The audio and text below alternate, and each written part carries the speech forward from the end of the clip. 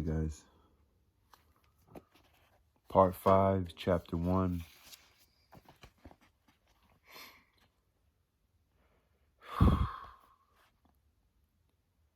The morning that followed his fateful meeting with Dunya and Pulcheria Alexandrovna had a sobering effect on Pyotr Petrovich. To his exceedingly great annoyance, he had little by little been compelled to accept as an unalterable fate accompli the very thing which only the previous day had seemed an event belonging almost to the realms of fantasy, and which, although it had taken place, still seemed impossible to him. All night a black serpent of wounded self-esteem had eaten at his heart. The first thing Pyotr Petrovich did upon getting out of bed was to take a look in the mirror. He was afraid he might have had an attack of jaundice overnight. From this point of view, all was, however, still satisfactory for the moment, and having taken a look at his nobly virtuous white and of late somewhat portly features, Pyotr Petrovich actually felt somewhat consoled for a moment, in the fullest conviction that he would be able to find himself a wife somewhere else, and perhaps a better one too, but at once came to his senses and spat to one side with energy, bringing a silent but sarcastic smile to the face of his young friend and room companion, Andrei Semyonovich Lebeziatnikov.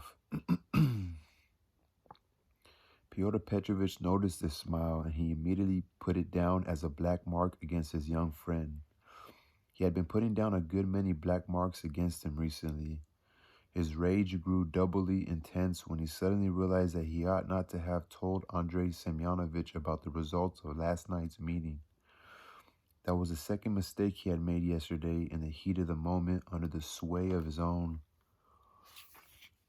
over-expansiveness and irritation. And then all throughout this morning, as if by special design, one disagreeable event had followed another. Even at the Senate, a setback had awaited him in connection with the matter he was petitioning for there. He was particularly irritated by the owner of the apartment he had rented with a view to his impending marriage, and which had been brightened up at his own expense. This owner, a German craftsman who had made a lot of money, would not on any account agree to violate the terms of the contract that had just been signed, and demanded the full forfeit prescribed therein, in spite of the fact that Pyotr Petrovich was returning the apartment to him in a state of virtual redecoration. Things were exactly the same in the furniture store, where the staff refused to give him back one single ruble of the deposit he had paid on the furniture that he had purchased but had not yet been moved into the apartment. "I'm not getting married just for the sake of the furniture," Pyotr Petrovich said to himself, grinding his teeth, and at the same time a desperate hope fleeted through his mind once more. Is the whole situation really so irrevocably lost and hopeless? Can I really not have another try? The thought of Dunya sent another seductive twinge to his heart. In agony he endured this moment, and it was an undeniable fact that had it been possible for him to do away with Raskolnikov right there and then by simply stating the desire, Pyotr Petrovich would have lost no time in stating it. I also went wrong in not giving them any money, he thought, as he returned in low spirits to Lebeziatnikov's closet of a room. Why was I such a Jew? The devil take it. It wasn't even a real saving. I planned to make their lives a misery and lead them to the point where they'd view me as their providence, and see what they've gone and done. Confound it. No, if to cover this whole visit I'd given them, say, 1,500 rubles for the trousseau and the presents and all those various little boxes, toilet cases, cornelians, dress materials, and all that frilly rubbish they could have bought at Knopp's or the English shop, the whole thing would have been neater and more secure. They wouldn't have been able to refuse me so easily then. They're the sort of people who would have thought it their duty to give back both presents and money in such a situation, and it would have been difficult for them to do that. It would have broken their hearts, and their consciences would have bothered them. How can we drive away a man who's been so generous to us, and tactful about it too? Damn, I slipped up there, and beginning to grind his teeth again, Pyotr Petrovich admitted that he'd been a fool, but only to himself, of course. Reaching this conclusion, he went home twice as irritated and enraged as he had been on setting out. The preparations for the funeral snacks in Katerina Ivanovna's room aroused a mild curiosity in him. The previous day he had heard a few things about this promised event. He even thought he remembered having been invited to it, but because of his own troubles, nothing else had engaged his attention. Making haste to inquire about it from Mrs. Lipoveshko, who was busying herself with the laying of the table in the absence of Katerina Ivanovna, who was at the cemetery, he had discovered that the event was to be a grand one, that nearly all the lodgers had been invited, even those whom the deceased had not known, that even Andrei Semyonovich Lebeziatnikov had been invited in spite of his earlier quarrel with Katerina Ivanovna, and that to cap it all, he himself, Pyotr Petrovich, had not only been invited but was actually expected with the greatest of impatience, being very nearly the most important lodger and guest of them all. Amalia Ivanovna had also been invited as a guest of honor in spite of all the earlier unpleasantness, and was now, for that reason, bustling about in her role of landlady, almost deriving pleasure from it. She was moreover dressed up to the nines in mourning, perhaps, but nevertheless in mourning that was new and made of silk, and taking pride in it. All this evidence and information had given Pyotr Petrovich a certain idea, and it was in a state of some reflection that he entered his room, or rather the room of Andrei Semyonovich Lebeziatnikov. The fact was, he had also discovered that among those invited was Raskolnikov. For some reason, Andrei Semyonovich had been at home all that morning. To this gentleman, Pyotr Petrovich had formed a strange, yet in part quite natural relation. Pyotr Petrovich despised and hated him beyond all measure, and had done so from the day he had moved in with him. Yet at the same time, he seemed a little apprehensive of him. On arriving in St. Petersburg, he had put up at his lodgings not merely out of stingy thrift, though that had probably been his main motive. There had been another motive, too. Back in the provinces, he had heard of Andrei Semyonovich, his former pupil, as one of the foremost young progressives, who even played a significant role in certain curious, legendary circles. Pyotr Petrovich had been struck by this, for these powerful, omniscient circles, with their contempt for everyone and accusations against all and sundry, had long inspired Pyotr Petrovich with a peculiar, though wholly vague sense of terror. And went without saying that back there in the provinces he had been unable to form even an approximate conception of what it was all about. He had heard, like everyone else, that particularly in St. Petersburg there were to be found progressives, nihilists, public accusers, and so on and so forth, but like many people he tended to exaggerate and distort the sense and significance of these labels to the point of the absurd. For several years now he had feared more than anything else being made the victim of a public accusation, and this was the principal reason for his constant, exaggerated sense of anxiety, especially when he had dreamt of moving his practice to St. Petersburg. In this respect, he was, as they say, a frit, in the way small children sometimes are. Some years earlier, in the provinces, when he had only just been beginning to organize his career, he had encountered two cases involving the merciless public accusation and exposure of rather important persons in the local government to whom he had been attached and who had afforded him official protection. One of these cases had ended in a particularly scandalous manner for the man who had been accused, and the other had very nearly ended in outright disaster. This was why Pyotr Petrovich had made it his object to discover, as soon as he arrived in St. Petersburg, what it was all about, and if necessary, to get ahead of the game and curry favor with our younger generations. In this matter, he had placed his reliance upon Andrei Semyonovich, and had, for his visit to Raskolnikov, for example, already learned how to roll off certain phrases, parrot fashion. Of course, he had quickly perceived that Andrei Semyonovich was an extremely vulgar and simple-minded little man, but this in no way altered Pyotr Petrovich's opinion or made him feel any the more confident.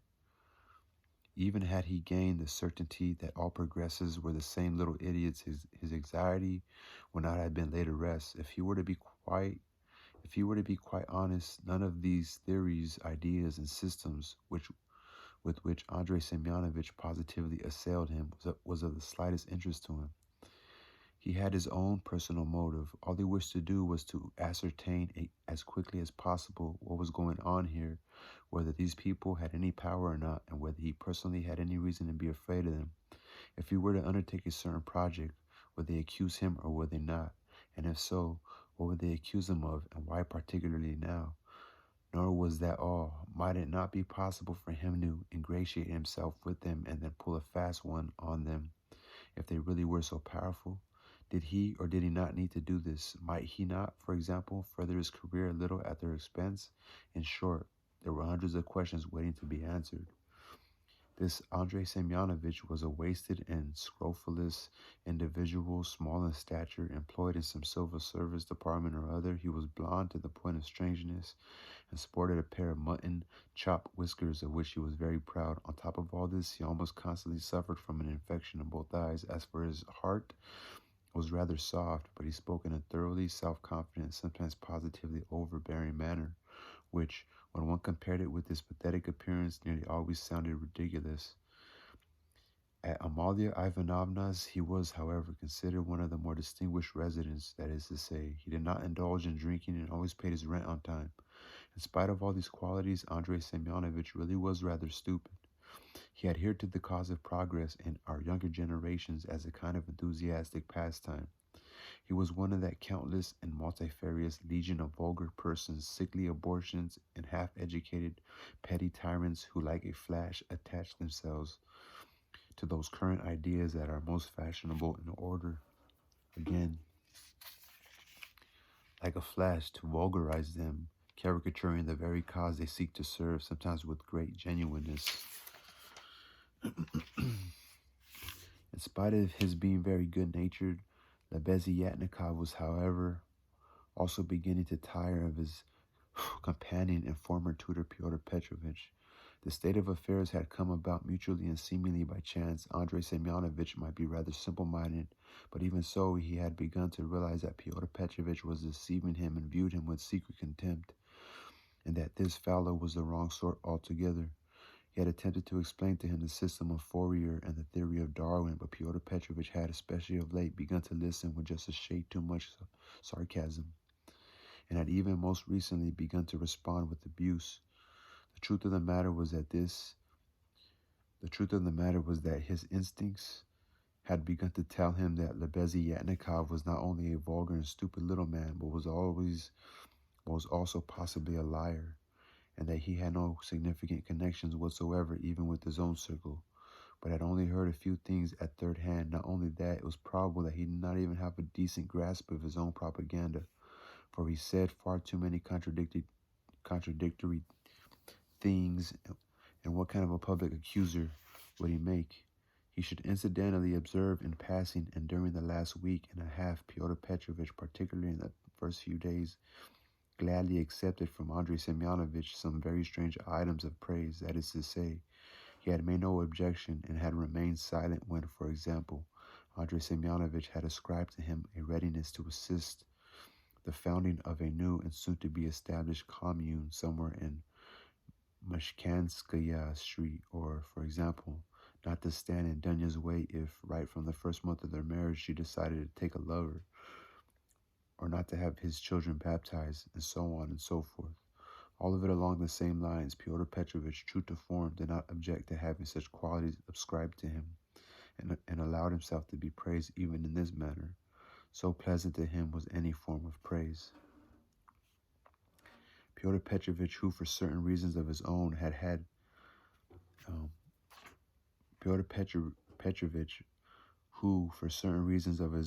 that morning cashed some 5% bonds, was sitting at the table counting packets of credit and serial notes.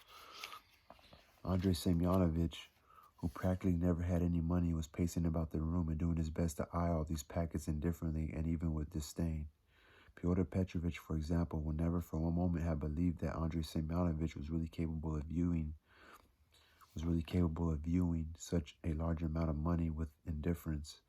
Andrei Semyonovich, for his part, reflected bitterly that Fyodor Petrovich really was in all probability capable of thinking about him in this light. was possibly even glad of the chance to tease and tickle his young friend with these laid-out piles of banknotes in order to remind him of his insignificance and the difference that existed between them. On this occasion, he found Pyotr Petrovich quite extraordinarily irritable and inattentive in spite of the fact that he, Andrei Semyonovich, had just begun to expand on his favorite theme, the establishment of a new and special form of commune. The brief retorts and observations that escaped from Pyotr Petrovich in the intervals between his clicking of the beads on the abacus were redolent of the most undistinguished and intentionally discourteous mockery. But the humane Andrei Semyonovich ascribed Pyotr Petrovich's mood to his break with Dunya of the evening before, and burned with eagerness to bring the conversation round to that subject as soon as possible. He had something progressive and propagandistic to say on the account, something that might console his estimable friend and would undoubtedly be of benefit to further his development. "What's this funeral banquet they're organizing at that widow's place?" Pyotr Petrovich suddenly asked, interrupting Andrei Semyonovich just as he was coming to the most interesting part. "You mean you don't know? But I spoke to you on that theme yesterday, developing my theory about all those rituals, and I mean, she invited you too, so I heard. You yourself spoke to her yesterday. I certainly never expected that destitute fool of a woman would spend all the money she got from that other fool, Raskolnikov, on a funeral banquet. I was positively astonished just now as I walked past. Such preparations are going on there. They even have wines. People have been invited. The devil. The devil only knows what sort of an affair it's going to be. Pyotr Petrovich continued, probing the matter and pursuing the conversation apparently with some ulterior motive.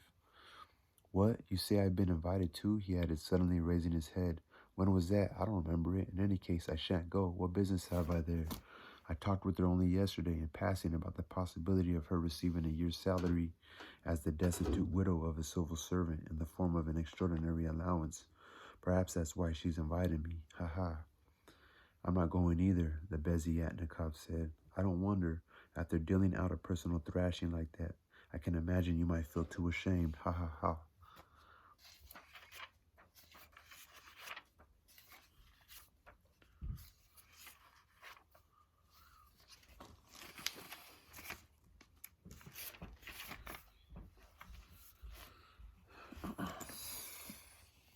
It's a long chapter.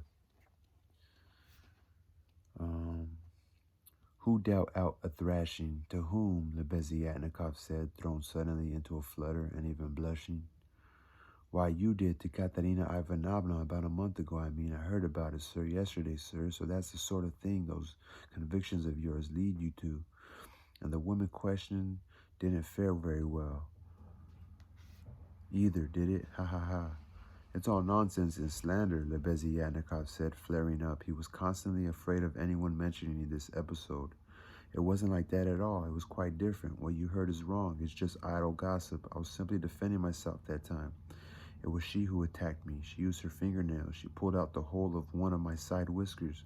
I would hope that it is permissible for anyone to defend his or her person, quite apart from the fact that I will not allow anyone to treat me with violence on principle, because it more or less amounts to despotism.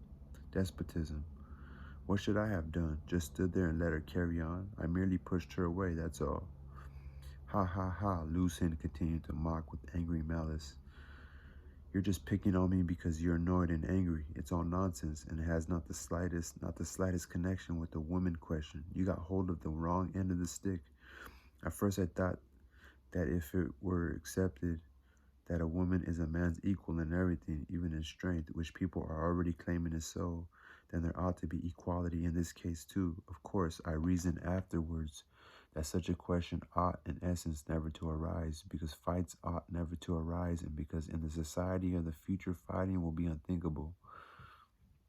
And because in the last analysis it's a bit strange to look for equality in fighting.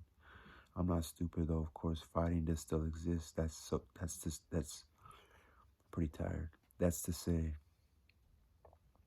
it won't exist in the future, but for the present it does. Oh, the devil confound it. You're getting me quite confused. That unpleasant incident has nothing to do with my not going to the funeral banquet. I'm staying away out of principle so as to have no part in the vile superstition of funeral banquets. That's what. Actually, I might even have gone just to laugh at the whole business, but there aren't going to be any priests there. Worse luck. If there were to be priests, I'd most certainly have gone. You mean you'd sit down to other people's hospitality and at the same time spit on it and on those who've invited you? Is that what you're saying? Oh, it has nothing to do with spitting. It's more a question of making a protest. I'd be doing it with the aim of being useful. I might indirectly assist the cause of education and propaganda. Everyone has a duty to spread education and propaganda. And everyone has a duty to spread education and propaganda. And the more bluntly, the better, if you ask me. I might implant an idea, a seed. From that seed, something real might grow. How would I be offending them? They might get offended initially, but then they would see for themselves that I'd done them a good turn. It's like what happened with Terabieva. I don't know.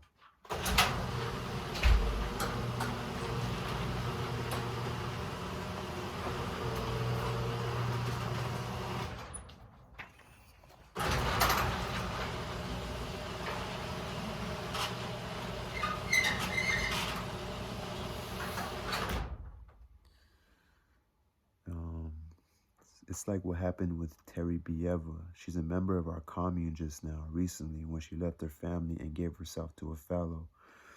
They said she'd acted too crassly in writing to her mother, saying she didn't want to live among prejudice anymore and was entering into a citizen's marriage, and that she ought to have spared her parents' feelings, been more gentle with them in her letter.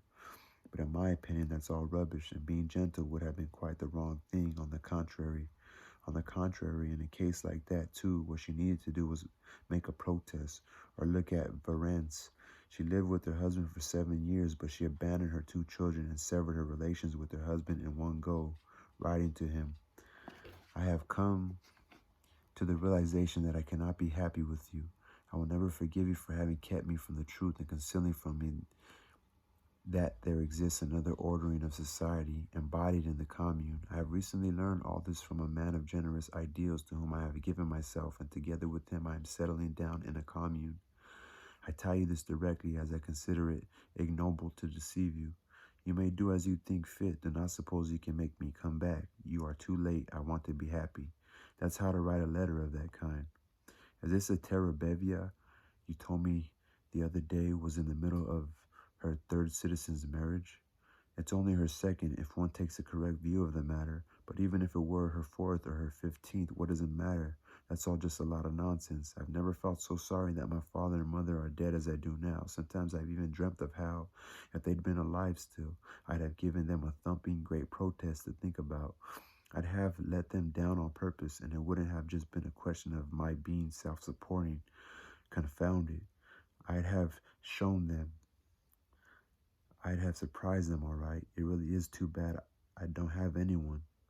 No one to surprise, eh? Ha. Well, have it as you will, Pyotr Petrovich said, interrupting. But tell me, you know the dead man's daughter, the skinny creature, don't you? Are they really true, the things people say about her? What can I say? In my opinion, that is, in my own personal opinion, she's in the most normal situation a woman can find herself in. Why not? To say, distinct ones. In the way society is ordered at present, it is, of course, not quite a normal one, because it has been compelled upon her, but in the future order of society, it will be completely normal, as it will be freely chosen. Why, even now she has been within her rights, she has suffered, and that has been her reserve, her capital, as it were, of which she has a perfect right to dispose as she pleases. Of course, in the society of the future, those sort of reserves won't be necessary, but her role will be defined in a different sense, determined rationally and harmoniously. As for Sofia Semyonovna's personal actions, I regard them as an energetic and wholehearted protest against the arrangements of society, and I respect her profoundly for it. As I watch her, I even rejoice. The way I heard it was that you were the person who got her kicked out of these rooms. Lebeziatnikov grew positively enraged. That's another piece of idle gossip, he held. That's not at all the way it happened. It's simply not true. It was Katerina Ivanovna who made all that up because she didn't understand. I never tried to endear myself to Sofia Semyonova. All I did was quite simply try to educate her completely disinterestedly, trying to arouse her to protest. Protest was all I was after, and in any case, Sofia Semyonovna couldn't have stayed in these rooms. What did you do? Ask her to go and live in that commune? You're still trying to make a fool of me, and rather unsuccessfully, may I add. You don't understand. Roles like that don't exist in a commune. Communes are set up precisely in order to avoid there being roles like that. In a commune, a role like that would entirely alter its current significance. Things that seem stupid here become intelligent there, and what might seem unnatural here, the way things are currently, become entirely natural there. Everything depends on a man's surroundings and environment. Everything proceeds from the environment. And a man is nothing on his own. I'm still on good terms with Sofia Semyonova, even now, which may serve as a proof to you that she has never considered me her enemy or molester. Yes, I am trying to coax her to join the commune now, but from quite different motives. What do you find so amusing about it? We're trying to establish our own commune, which is of a special kind, and is based much more broadly than those that have existed previously. We have taken our convictions further. There is more that we reject. If Dobro Lyubov were to come back from the grave, I'd have a few things to tell him, and if Belinsky were to, I'd roll right over him. But meanwhile, I'm continuing to educate Sofia Semyonovna. What a noble character she has. Oh, so you're profiting from her noble character too, eh? Ha. No, absolutely not. On the contrary. Aha, it's on the contrary now, is it? Ha. Now you're talking. But I assure you it's so. Why would I try to conceal it from you? Be so good as to tell me. On the contrary, I even find it strange myself. She's so intensely, so timorously chaste and modest with me. And you, of course, are trying to educate her. Ha, trying to demonstrate to her that all that modesty is nonsense. Absolutely not. Oh, what a crass, what a downright stupid, if you will forgive me, conception you have of the word education. You don't understand. Oh Lord, how unready you are. We are seeking the liberation of women, yet you can only think of one thing, leaving aside entirely the question of chastity and female modesty as things useless in themselves and even based on downright prejudice. I am perfectly willing to tolerate her chaste behavior with me, because it expresses the whole of her freedom, the whole of her right. Naturally, if she were to say to me, I want to possess you, I would consider myself very fortunate, for I fancy the girl quite a lot. But for the present at least, it goes without saying that no one has treated her more courteously and considerately or with more respect for her dignity than I. I wait and hope, that is all. What you ought to do is give her some sort of present. I'll wager you've never even thought of doing that. I told you, you don't understand. It's true that that's the sort of position she's in, but that's another matter, quite another matter. You simply have contempt for her.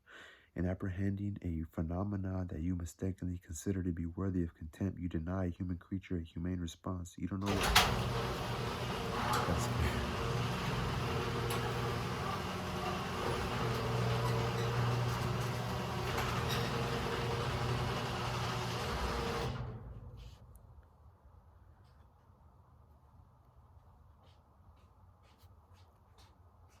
Oh my God, I thought it was a cat.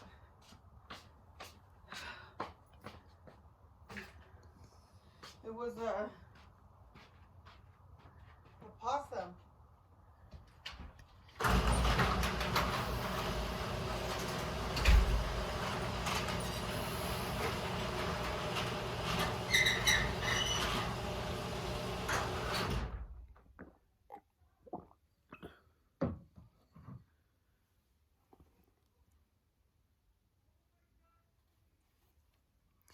You don't know what a character she has. The only thing that vexes me is that she seems to have stopped reading altogether of late and doesn't borrow books from me anymore.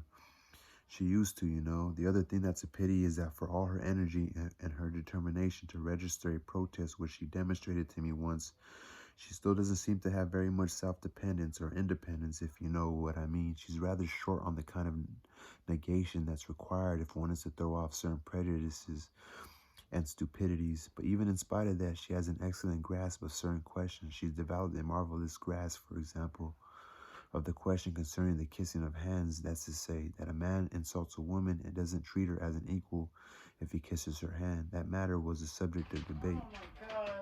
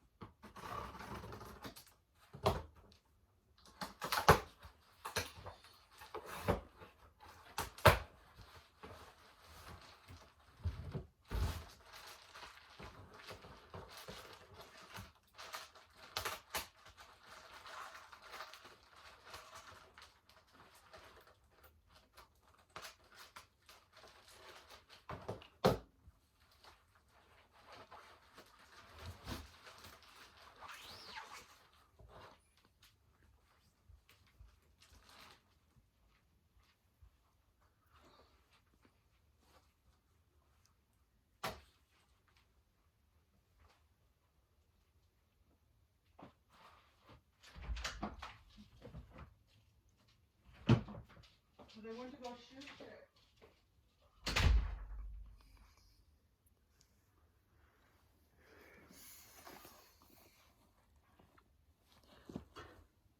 That matter was a subject of debate among us, and I told her about it immediately. She was also very interested when I described to her the workers' cooperatives in France. This fucking chapter's boring, man. Just now, I'm telling her about the question concerning the free access to rooms in the society of the future.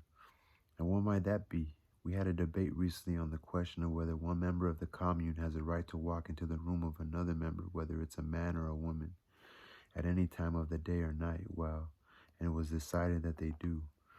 Yes, and at the very moment when he or she is engaged in some pressing personal necessity. Ha ha ha. At this, Andrei Semyonovich really lost his temper.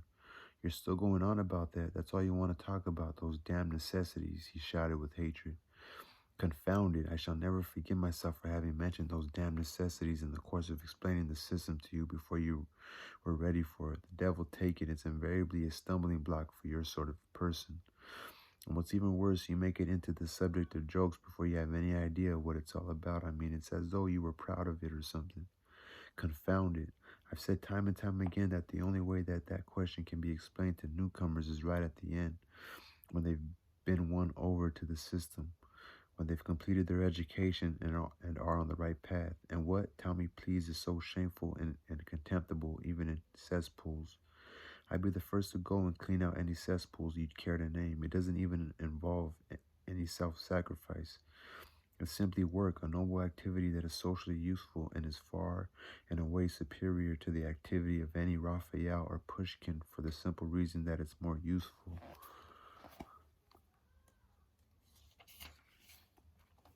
And more noble, ha ha ha ha. What do you mean more noble? I don't understand expressions like that when they're used to describe human activity. More noble, more magnanimous. All that's just absurd rubbish, old prejudice-ridden words which I reject. All that is useful to mankind is noble. That is the only word I understand. Useful. Snigger all you like, but it is so. Fyodor Petrovich had not laughed so much for a long time. By now he had finished counting the money and had stuffed it away. For some reason, however, a portion of it remained on the table. This cesspool question had, all its vulgarity notwithstanding, served on a number of occasions now as a pretext for strife and dissension between Fyodor Petrovich and his young friend. What was so stupid about the whole affair was that Andrei Semyonovich really was angry.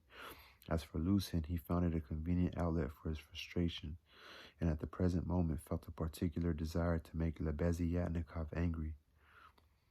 You're simply aggressive and in a bad temper because of the rebuff you received yesterday, Lebeziatnikov burst out at last. Somehow, in spite of all his independence and protests, he did not dare to oppose Pyotr Petrovich, and in general treated him with the kind of habitual deference that was a hangover from former years. Look, I know what you can tell me, Pyotr Petrovich said, interrupting with haughty irritation. Can you do this for me? Or rather, tell me, sir, are you really on sufficiently intimate terms with this young female person that you could ask her this very moment to come in here into this room? I think they've all come back from the cemetery now. I can hear feet walking about. I need to see her, the young person. But why do you need to see her?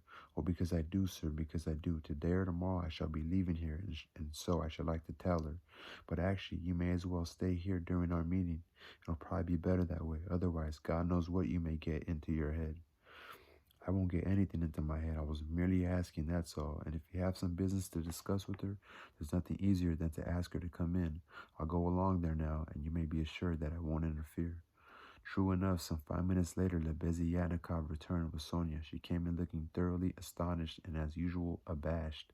She was always abashed on such occasions, and was very frightened of new people and new acquaintances, had been as a child, and was even more so now. Pyotr Petrovich greeted her kindly and politely, though with a slight touch of affable familiarity suitable, in Pyotr Petrovich's view, to a man as respected and of such elevated social standing as himself, when talking to a female person as youthful and in a certain sense interesting as she. He hastened to put her at her ease and asked her to sit down at the table opposite him. Sonia sat down and looked around, at Lebeziatnikov, at the money that was lying on the table, and then suddenly back at Pyotr Petrovich again. And after that she did not take her eyes off him, but kept staring at him as though she were riveted to him. Lebeziatnikov made off towards the door. Pyotr Petrovich stood up, motioned to Sonia to remain seated, and stopped Lebeziatnikov in the doorway. Is that Raskolnikov fellow there? Has he come too? He asked him in a whisper. Raskolnikov? Yes. What of it? Yes, he's there. He's only just walked in. I saw him. What about it? Well, in that case, I must make a special plea to you to remain here with us and not leave me alone with this young lady. It's a trifling matter, but God knows what conclusions people may jump to. I don't want Raskolnikov to tell them about it in there. Do you understand what I'm talking about? I've got it, Lebeziatnikov says, suddenly seeing the point. Yes, you have a right. I must say that in my own personal opinion, I think you're getting unduly worried. But even so, you do have a right. Very well, I shall stay. I'll stand by the window here and won't interfere. In my opinion, you have a right. Pyotr Petrovich returned to the sofa, sat down opposite Sonia, gave her a close look, and then suddenly assumed an air of extreme decorousness, which was even slightly stern, as if to say, now don't go getting any ideas, madame. Sonia's embarrassment was by now complete. In the first place, Sofya Semyonovna, you must tender my excuse to your much-esteemed mother. Please correct me if I am wrong. Katerina Ivanovna is your stepmother, isn't she? Pyotr Petrovich began very decorously, but kindly enough for all that. It was plain that his intentions were most cordial. That's right. Yes, sir. She's my stepmother, sir, Sonia replied quickly and fearfully. Well, then, please tell her I am sorry that because of the circumstances beyond my control, I find myself unable to attend the blini, the funeral banquet, that is to say, at your lodgings, in spite of your mother's kind invitation. Yes, sir, I'll tell her, sir, and Sonia hurriedly leaped up from her chair. That isn't all, my dear. There is more, Pyotr Petrovich said, stopping her and smiling at her lack of sophistication and ignorance of social customs. Dear Sofya Semyonovna, do you little know me if you suppose that I would trouble a young lady such as yourself in person and ask you to come and see me about such an insignificant matter which concerns myself alone? No, I have another reason for wishing to see you. Sonia hurriedly sat down. The gray and rainbow-colored banknotes, which had still not been cleared from the table, caught her attention again fleetingly, but she quickly averted her gaze from them and raised it to Pyotr Petrovich. She suddenly felt it was terribly improper for her in particular to look at someone else's money. She fixed her eyes on Pyotr Petrovich's gold lorgnette, which he was holding in his left hand, and at the large, massive, extremely handsome ring with its yellow stone that adorned the middle finger of that hand. But then suddenly she averted her gaze from it, too, and no longer knowing where to look, ended up staring straight into Pyotr Petrovich's eyes once more, after a pause that was even more decorous than his previous one. Pyotr Petrovich said, I had occasion yesterday to exchange a few words with Katerina Ivanovna, poor lady. Those few words were enough to apprise me of the fact that the condition she currently finds herself in is one of unnaturalness, if I may thus express it. Yes, sir, one of unnaturalness, sir, Sonia hurried to agree. Or, to put it more simply and straightforwardly, one of illness. Yes, sir, more simply and straightforward. Yes, sir, she's ill. Quite so, and so it is that from a sense of humanity and how should I put it, compassion, I should like to do something to help her in view of the inevitably unfortunate lot that awaits her. It would appear that the whole of this most destitute family now depends on you alone. There's something I want to ask, Sonia said, standing up all of a sudden. What did you say to her yesterday about the chance of her receiving a pension? Because yesterday she told me that you'd undertaken to get her one. Is that true, sir? Certainly not, my dear. It's actually rather a silly thing for her to have said. All I did was hint at the possibility of her receiving some temporary assistance as the widow of a government employee deceased while employed in the service. As long as she has someone to pull the right strings for her, but it seems that your deceased parent hadn't actually been doing any work at all of late. In short, though there might be some hope, it could only be of a most ephemeral nature, as in essence there was no entitlement to assistance in this case, and even possibly the reverse. Yet there she was already thinking about a pension. Ha ha ha, the lady has some spirit. Yes, sir, she has been thinking about a pension because she's kind-hearted and easily taken in, and her kind-heartedness makes her believe all the things people tell her, and that's just the way she thinks. Yes, sir, you must forgive her, sir.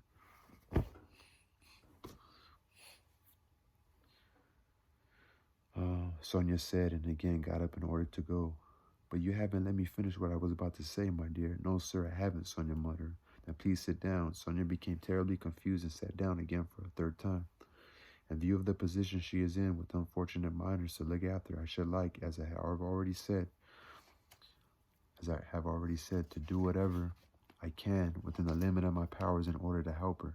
But I must stress that it can only be within the limit of my powers, my dear, no more than that. It might, for example, be possible to organize a subscription fund for her, or as it were, a lottery, or something of that nature, the sort of thing that is usually done by relatives, or at any rate by those who wish to help.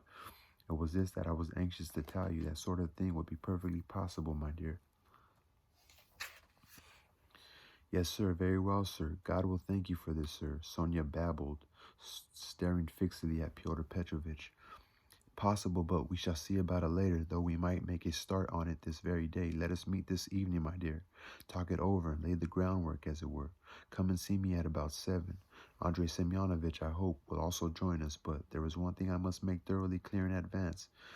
It was in this connection that I troubled you, Sofia Semyonovna, in asking you to come here in person. You see, my dear, it is my opinion that it would be foolish and indeed dangerous to put money straight into Katerina Ivanovna's hands. As proof of this, I would cite the funeral banquet she is holding today. Though she does not know where her next crust of bread is coming from, and she and her children do not even have proper shoes or anything, she has today purchased Jamaican rum, and even if it would appear Madeira and coffee. I saw it as I was passing. Tomorrow the whole burden will descend upon your shoulders again, all the way to the last crust of bread. That is absurd, my dear. And so it is my personal view that the subscription fund must be organized in such a manner that the unfortunate widow should, as it were, know nothing about the money. That you should perhaps be the only person who does. Do you think that makes sense? I don't know, sir. She's only doing this today, sir. It's once in her lifetime. She wanted so terribly to remember her husband, do something in his honor as a kind of memorial. And she's very intelligent, sir. But then again, it's as you wish, sir. And I will be very, very, very grateful to you, sir. They all will be. And God will be, too. And the orphans, sir. Sonia left her sentence unfinished and burst into tears. Yes, my dear. Well, think about it. And now I should be glad if you would accept, in the interest of your mother, an initial sum from me personally. It is the best that I can do. I must earnestly request that my name not be mentioned in connection with any of this. Here you are, my dear, saddled as I am myself with worries. This is all that I can. And Pyotr Petrovitch carefully unfolded a 10-ruble banknote and handed it to Sonia. Sonia took it, blushed scarlet, leaped to her feet, muttered something, and quickly said goodbye. Pyotr Petrovitch solemnly accompanied her to the door. At last she darted out of the room in a state of utter agitation and exhaustion, and returned to Katerina Ivanovna totally confused. Throughout the whole of this scene, Andrei Semyonovitch had either been standing by the window or wandering about the room, anxious not to interrupt the conversation. But when Sonia had left, he suddenly went up to Pyotr Petrovitch and held out his hand to him in solemn greeting. I heard and saw it all, he said, laying particular emphasis on the latter word. That was nobly, I mean to say, humanely done. You were trying to avoid any scenes of gratitude. I could see that, and though I must confess to you that my principles forbid me to condone private charity, as not only does it fail radically to root out evil, but actually fuels it even more. Even so, I cannot help admitting that I viewed what you did with satisfaction. Yes, it appeals to me. Oh, don't talk such nonsense, Pyotr Petrovitch muttered in some agitation, giving the Bezyanikov a strange look. It isn't nonsense. A man who has been insulted and brought to the point of vexation as you were by yesterday's events, yet is still able to think of the misfortune of others. Such a man, sir, even though by his actions he is committing an error against society, is nonetheless worthy of respect. I must say I didn't expect it of you, Pyotr Petrovitch, particularly in view of your way of seeing the world. Oh, how your way of seeing the world stands in your path. How upset you are, for instance, by this rebuff you received yesterday, exclaimed the soft-hearted Andrei Semyonovitch, again experiencing a wave of intense sympathy for Pyotr Petrovitch. Yet what use would that legal marriage have been to you, my good, my kind Pyotr Petrovitch? What use would that marital legality have been to you? Well, chastise me if you wish, but I am glad that it has not come about, and that you are free, that you are not yet lost to mankind. Glad. There, I have told you my opinion. Because, sir, I do not wish to wear horns and raise other men's children in one of those citizens' marriages of yours. That is the reason why legal marriage is necessary to me, Lucien said, for want of a better reply. There was evidently something on his mind, something that was occupying all his attention. Children, You're on the subject of children, are you? Andrei Semyonovich said with a start like a warhorse hearing the hearing the martial trumpet. The question of children is a social one, and of the first importance, I agree, but it is a question that will be resolved differently in future. There are some who reject children altogether, as they do all that suggests the family. We shall speak of children later, but for the present, let us get to the grips with the horns. I will confess to you that I have a special weakness for this point. Horns, that loathsome Hussar barrack room. Pushkinian expression will be quite unthinkable in the dictionary of the future. For what are horns? Oh, what a delusion. What horns? Why are they called horns? Such nonsense. They certainly won't exist in any citizen's marriage. Horns are simply the natural consequence of legal marriage, a corrective to it, as it were, a protest against it, so that in that sense, at least, they are in no way degrading. And if I should ever, supposing the absurd to be possible, enter into a legal marriage, I would positively glad of your damnable horns. Then to my wife I would say, my dear, until now I have merely loved you, but now I respect you because you have succeeded in making a protest. You think that's funny, do you? That's because you're not strong enough to tear yourself away from your prejudices. The devil take it, of course. I understand how unpleasant it can be when people play false in legal marriage, but I mean that is simply the ignoble consequence of an ignoble institution in which both partners are degraded. But when, on the other hand, horns are worn openly, as they are in a citizen's marriage, then they no longer exist. They are unthinkable and actually lose the appellation of horns altogether. On the contrary, your wife will merely be demonstrating to you how much she respects you, considering you incapable of opposing her happiness and so educated that you won't revenge yourself on her for taking a new husband. The devil take it. I sometimes imagine that if I were to be given away in marriage, confounded, if I were to enter upon a marriage, whether illegal or the citizen's one, it would make no difference. I think I myself would get my wife a lover if she took too long about finding one. My dear, I'd say to her, I love you, but in addition to that, I want you to respect me there. Do you see what I'm saying? Fyodor Petrovich kept laughing, ha ha, to himself as he listened, but without any special enthusiasm. Indeed, he was hardly listening to any of it. He really was thinking about something else, and even Lebeziatnikov finally noticed this. Fyodor Petrovich was in an undeniable state of agitation, rubbing his hands, thinking and pondering. Later on, Andrei Semyonovich recalled all this and succeeded in putting two and two together.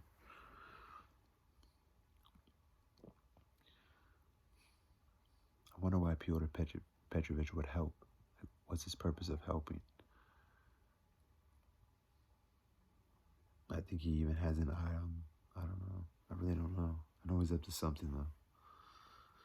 This was a boring chapter. This Andrei Semyonovich, I don't know.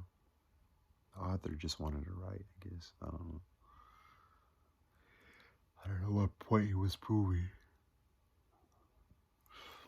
I'm sorry if I read it how I did. I'm just tired. Good night, yo.